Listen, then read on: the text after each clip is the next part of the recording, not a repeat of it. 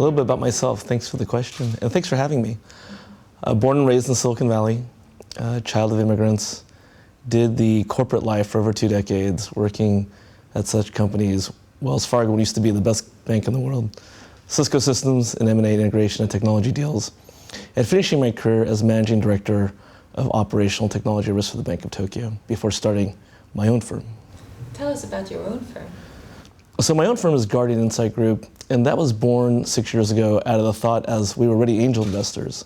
A lot is always discussed about the investment community as venture capitalists. Still not as spoken about as much, and this is our own hypothesis, is that it's important to be operators. And so our group are former executives, C-levels, who have all done actual operations work, whether it's technology or in systems and design, engineering, architecture. And that's really where our focus is today. We're actually helping many startups scale, looking at their architecture, helping them build their minimum viable products, and then also doing our investments in them as well.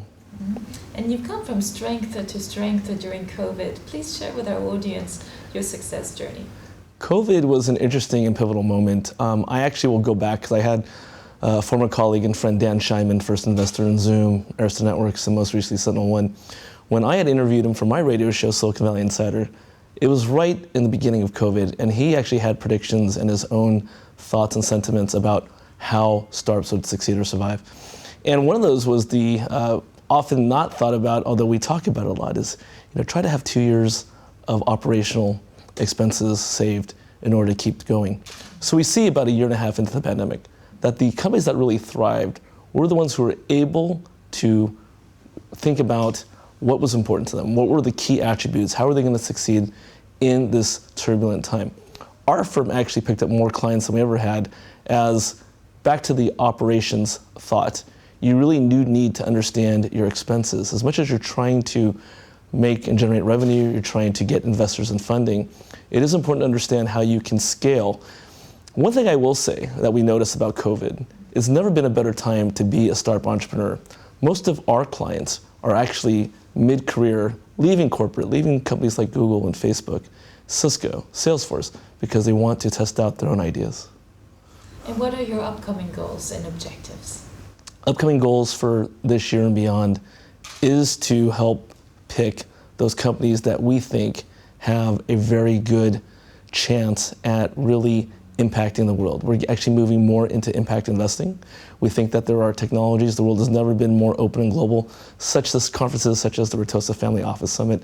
It's been phenomenal to see the strength of the global community. I'm very active in a social audio platform called Clubhouse. We host pitch rooms frequently throughout the week. I can't attend all of them, but to see the truly collaborative efforts between many different types of impact investors all around the world helping each other out, I think that is one of the key transformative things that are happening in the industry right now. And the message that you would like to communicate at Sir Anthony's conference here in Dubai, what is that? The message I'd like to communicate is following up on the last question.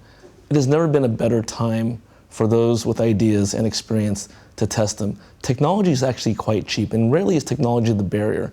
As we know, it's the ideas. The ideas are so important, and then the execution of those ideas, and having the right allies and partners to help you scale. And so I think at a conference such as ours, Ritossa Family Office Summits, that is where I see just these global leaders in all different areas of investing, of entrepreneurship, of innovation coming together. And by doing that, coming together, I think we're going to make a huge impact for the world.